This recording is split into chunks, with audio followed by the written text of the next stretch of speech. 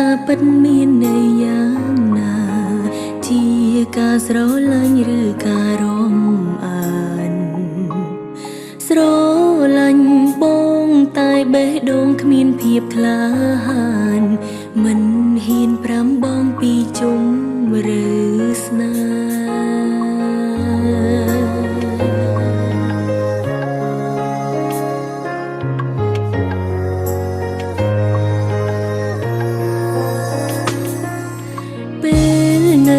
ក្បែរឮសំឡេងបងហៅអូនពាក្យអូនបងស្ដាំដូចជាសង្សារយល់ចិត្តឯងមិនបានដឹងបងគិតបែបណាការពិនបងទុំអូនត្រឹមអូនស្រីឮពីងបងទឹកភ្នែកអូនហោយំអង្វរចិនបងកុំចិនតុងអូនជាបអូនស្រី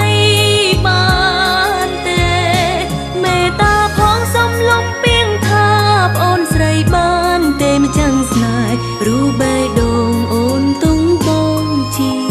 សង្សារតើបងដឹងទេនេះជាស្នេហាមិនមែនជាការរាប់អានទេកុំចាប់ទឹកអូនជាប្អូនស្រីបានអត់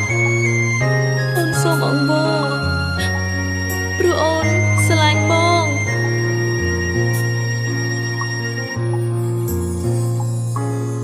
ពាក្យស្នេហា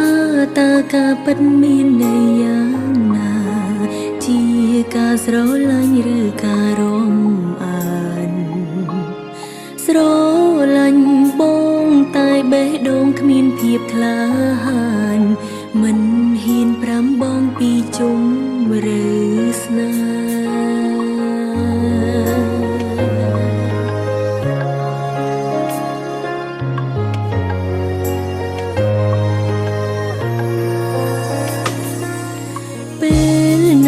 ក្បែ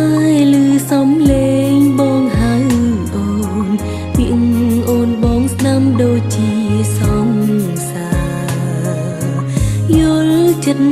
ឯងមិនបានដឹងបងគិតបែបណាការពិនបងទុំអូនត្រឹម